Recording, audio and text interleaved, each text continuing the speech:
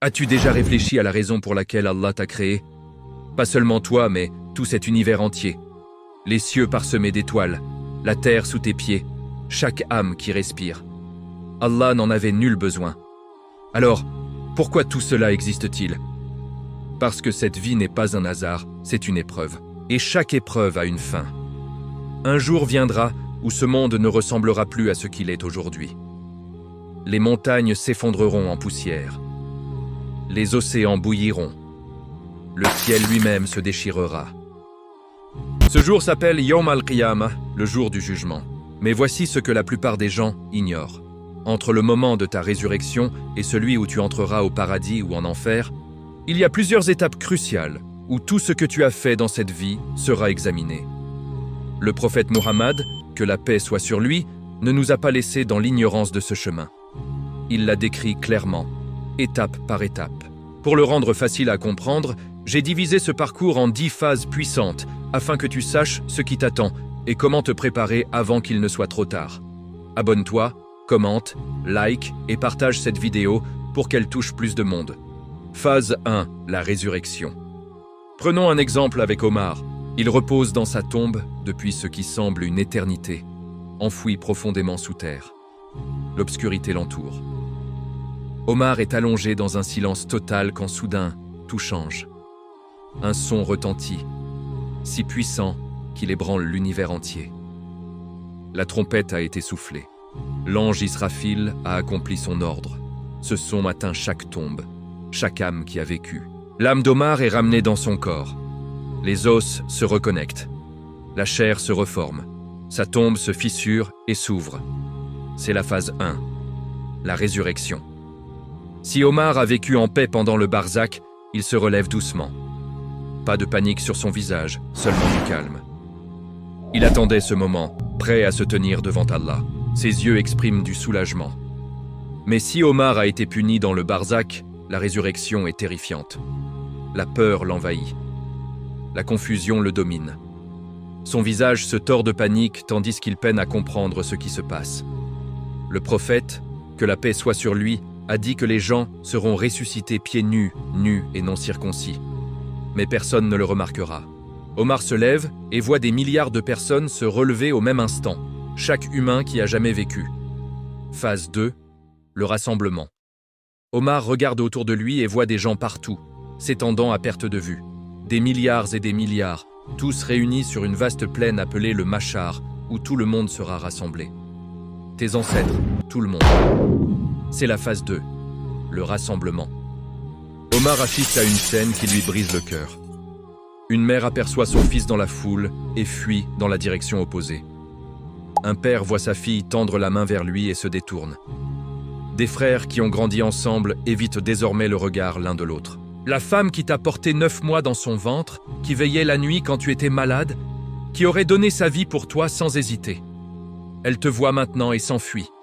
Non parce qu'elle ne t'aime plus, mais parce qu'elle sait que si tu l'approches, tu la supplieras de te donner ses bonnes actions pour te sauver. Et elle en a à peine assez pour elle-même. Elle ne peut pas t'en céder une seule. Le Coran nous avertit dans la sourate Abasa, versets 34 à 37, le jour où l'homme fuira son frère, sa mère, son père, sa compagne et ses enfants. Puis la température change, la chaleur monte. Tout le monde lève les yeux, le soleil descend. Phase 3, le soleil brûlant. Le soleil commence à descendre du ciel, se rapprochant de plus en plus, jusqu'à s'arrêter juste au-dessus des têtes. La chaleur frappe instantanément. Ce n'est pas comme une chaleur d'été. C'est insupportable, écrasante, comme si ta peau fondait. C'est la phase 3, le soleil brûlant. Si Omar a prié régulièrement, donné l'aumône, aidé les autres et évité les péchés, sa sueur monte à peine jusqu'à ses chevilles, puis s'arrête.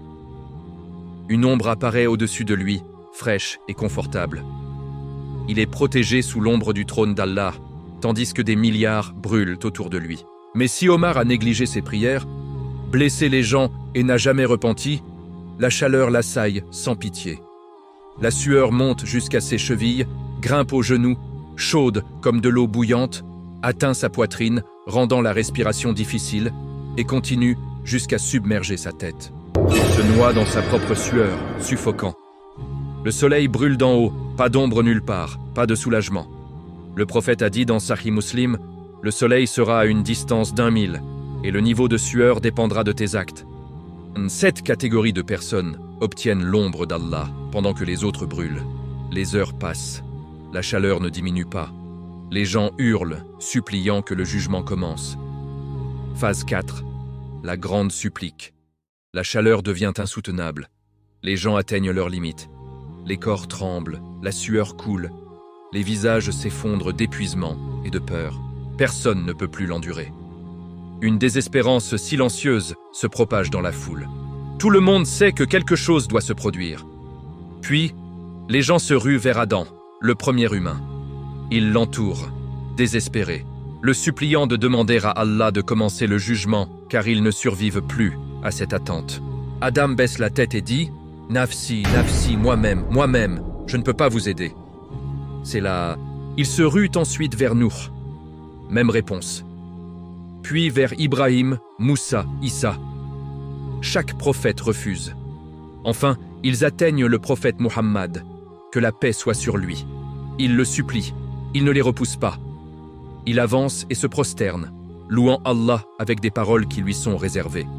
Allah répond « Relève la tête, demande, et il te sera accordé. » Le prophète demande à Allah de commencer le jugement, et Allah accepte. Ce moment est décrit dans Sahih Bukhari, le hadith de l'intercession, et aussi dans la sourate Al-Isra, verset 79. Les noms commencent à être appelés, puis Omar entend le sien. Son cœur s'arrête. Il avance. Phase 5. L'interrogatoire. Omar se tient maintenant seul face à Allah, celui qu'il a obéi ou ignoré toute sa vie. C'est la phase 5. L'interrogatoire. Si Omar a vécu pieusement, l'interrogatoire est privé, juste entre lui et Allah. Pas de foule, pas d'exposition. Le ton est doux, miséricordieux. Allah l'interroge sur sa vie. Comment il a passé ses années, utilisé sa jeunesse, gagné sa richesse, où il l'a dépensée, et ce qu'il a fait de la connaissance qu'il a reçue. Omar répond honnêtement. Les mots viennent facilement. Il a essayé de vivre correctement. Un soulagement l'envahit. Mais si Omar a vécu dans le péché sans repentir, l'interrogatoire est public. Tout le monde voit. Les mêmes questions sont posées, mais la peur le saisit. Sa langue se fige. Il veut mentir, mais il ne peut pas. Puis quelque chose d'effrayant se produit. Ses mains parlent, ses pieds témoignent. Même sa peau donne des preuves. Chaque secret qu'il croyait caché est révélé. Allah nous dit dans la sourate Yasin, verset 65. Ce jour-là, leurs langues, leurs mains et leurs pieds témoigneront contre eux de ce qu'ils faisaient. Pas de défense, pas de cachette, une humiliation totale devant des milliards. Ces 5 questions sont mentionnées par le prophète, que la paix soit sur lui. L'interrogatoire s'achève. Puis une immense balance apparaît, appelée le misant. Phase 6. La balance de justice. Une balance apparaît devant Omar. Énorme, si vaste que si les cieux et la terre y étaient placés, il tiendrait. 2 plateaux immenses pendent en équilibre parfait, attendant. C'est la phase 6. La balance de justice. Si les bonnes actions d'Omar l'emportent sur ses péchés, ses prières se transforment en lumière, solides et lourdes. L'aumône prend forme. Chaque sourire, chaque acte de bonté devient un poids réel. Ses bonnes actions s'accumulent et la balance penche lentement vers le bien. Un soulagement l'envahit comme une eau fraîche. Mais si ses péchés l'emportent, l'obscurité s'amasse. Les mensonges deviennent un poids noir et lourd. Les prières manquées tombent comme de la cendre. Chaque âme blessée ajoute du fardeau. La balance penche vers le mal. La peur serre sa poitrine. Il respire à peine. Allah dit dans la sourate Al-A'raf, versets 8-9, « Les balances de justice seront installées, et pas même le poids d'une graine de moutarde ne sera ignoré. » Le prophète, que la paix soit sur lui, a aussi raconté l'histoire d'un homme dont 99 rouleaux de péché ont été surpassés par une seule carte portant la shahada, comme mentionné dans Tirmidhi. La balance s'immobilise, puis un livre apparaît flottant devant Omar. Phase 7. Le registre des actes. Un livre apparaît, c'est le livre d'Omar. Toute sa vie y est écrite. Chaque mot prononcé, chaque action accomplie, même les secrets qu'il croyait invisibles. Les anges l'ont tout enregistré sans rien manquer. C'est la phase 7, le registre des actes. Si la balance a penché vers le bien, le livre est placé dans sa main droite.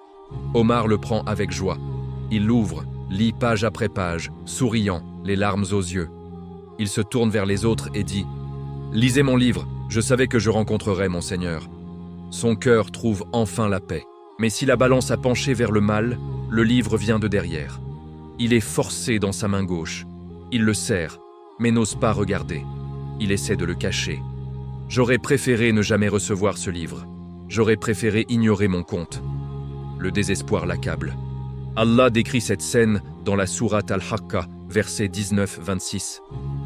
La main droite apporte le soulagement, la gauche, la ruine. Omar tient le livre. Impossible de le changer maintenant. Mais le voyage n'est pas terminé. Devant lui, il voit de l'eau, un vaste bassin et quelqu'un qui se tient là. Phase 8. La dernière boisson. Omar avance et le voit. Un vaste bassin d'eau cristalline, plus belle que tout ce qu'il a connu. C'est Al-Haoud Al-Kawthar, le bassin du prophète Muhammad, que la paix soit sur lui. Les gens se rassemblent. Certains sont autorisés à s'approcher, d'autres sont soudain stoppés. C'est la phase 8, la dernière boisson. Si Omar a suivi la sunna, tenu fermement au droit chemin et n'a pas altéré la religion, le prophète, que la paix soit sur lui, le reconnaît. Il y a de la familiarité, de la miséricorde. Omar est permis d'avancer. Il boit une fois. L'eau est pure, plus douce que tout en ce monde. À partir de ce moment, il ne ressentira plus jamais la soif. La force lui revient. La paix s'installe dans sa poitrine. Mais si Omar a modifié la religion, suivi ses désirs ou abandonné la guidance, quelque chose d'effrayant arrive. En s'approchant, il est arrêté. Les anges le repoussent. Omar crie « Je suis de ta communauté !» Le prophète, que la paix soit sur lui, répond avec tristesse « Tu ne sais pas ce qu'ils ont changé après moi. » Omar est privé d'eau. Pas de soulagement, pas de confort, seulement la soif et un rejet écrasant. Cette scène est mentionnée dans Sahih al-Bukhari, où le prophète a averti que certains de sa communauté seront chassés de son bassin. Omar boit ou est repoussé. Puis il voit ce qui suit. Un pont tendu au-dessus du feu de l'enfer. Phase 9. Le pont As-Sirat. Un pont s'étend devant lui, connu sous le nom d'As-Sirat. Plus fin qu'un cheveu, plus tranchant qu'une épée, suspendu au-dessus de Jahannam. Des flammes rugissent en dessous. De la fumée monte de partout. C'est la phase 9, le pont As-Sirat. Si les actes d'Omar étaient bons, une lumière l'entoure. Une lumière claire qui illumine le chemin. Il avance sans hésiter, courant vite comme l'éclair. Des crochets surgissent, essayant de l'attraper, mais ils échouent. Il est trop rapide. En un instant, il atteint l'autre côté. En sécurité. Mais si ses actes étaient mauvais, l'obscurité l'engloutit. Il voit à peine le pont sous ses pieds. Il le coupe. La peur le domine. Il tombe à genoux et rampe. Des crochets montent vers lui, chacun lié à un péché commis. Prière manquée, mensonge, personne blessée. Un crochet l'attrape. Il perd l'équilibre et tombe en hurlant dans le feu en dessous. Allah dit dans la sourate Maryam, verset 71. Chaque âme passera par là. Et le prophète, que la paix soit sur lui, a dit dans Sahih Bukhari, hadith 704-139, que les gens traverseront à des vitesses différentes. Certains comme l'éclair, d'autres en rampant, et certains tomberont. Omar traverse en sécurité ou non. Pour ceux qui tombent, le voyage s'achève dans le feu. Pour ceux qui traversent, les portes devant attendent. Phase 10, la destination finale. Si Omar a traversé As-Sirat en sécurité, il se tient maintenant devant le paradis. S'il est tombé, il est déjà entré en enfer, sauf si Allah décide de la miséricorde. C'est ici que la destination finale est décidée. C'est la phase 10. La destination finale. Si Omar a traversé avec succès, il se tient devant les portes du Jannah. 8 portes s'élèvent devant lui. Il est guidé vers celle qui correspond à son acte le plus fort. Les anges l'accueillent en souriant. Salamun alaykoum. Paix sur vous. Vous avez bien agi. Les portes s'ouvrent grandes. Des jardins s'étendent à l'infini. Des rivières coulent dessous. La lumière entoure tout. Pas de peur, pas de douleur. C'est la maison. C'est l'éternité en paix. Mais si Omar est emmené à Jahannam, ses portes se referment derrière lui. Des niveaux de punition. La chaleur presse de tous côtés. L'obscurité l'entoure. Le regret le consume. La réalisation s'installe. Cette punition est réelle et sévère. Seul Allah décide de sa durée. Allah décrit ces deux scènes clairement dans la sourate Az-Zumar, versets 71-73. C'est là que le voyage s'achève, et ce sera toi. Quelles portes s'ouvriront pour toi? Demande-toi maintenant quelle phase te terrifie le plus. La phase 5, où ton corps témoigne contre toi. La phase 9, traversant au-dessus du feu de l'enfer. Cette peur devrait te pousser à changer. Aujourd'hui, tout de suite, tu respires encore. Ton livre est ouvert. Chaque prière te renforce pour la phase 5. Chaque bonne action ajoute du poids à la phase 6. Chaque parole bienveillante construit de la lumière pour la phase 9. Chaque pas sur le droit chemin te mène à la bonne porte en phase 10. Si tu n'as pas regardé les 7 phases du Barzakh, regarde-le ici tout de suite. Le Barzakh précède cela. Lien aussi en description. Commente quelle phase t'a le plus marqué. Partage cela avec quelqu'un qui doit comprendre ce qui arrive. Ta préparation commence maintenant.